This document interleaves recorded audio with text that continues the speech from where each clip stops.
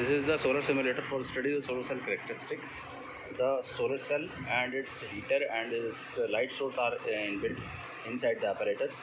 This is the main switch and its indicator, and this is the voltage directly connected to the solar cell, and this is the ammeter directly connected to the solar cell, and this is the heater temperature controller. This is radiator temperature controller, and this is the load resistances.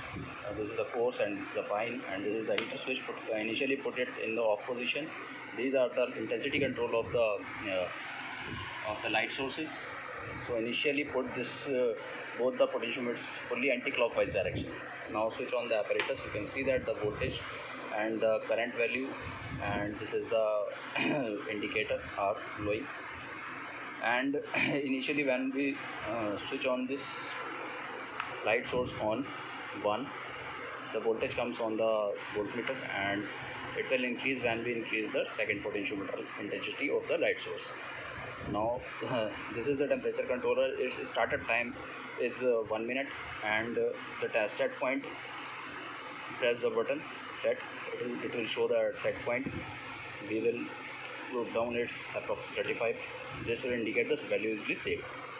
And to load the solar cell, you have to increase this potentiometer slowly. You can see that the current of the current on the ammeter will increase, and voltage of the solar cell will decrease. When you totally load the solar cell, the voltage of the output of the solar cell will be 0, and the maximum current will be displayed on the ammeter. And the effect of the temperature, you can see that initially put the all loads in the off position. When the LED will be continuously glow, it will show the heater will be turned on, and if the temperature of the set point and the actual temperature of the heater will be same, it will cut the temperature power supply of the heater.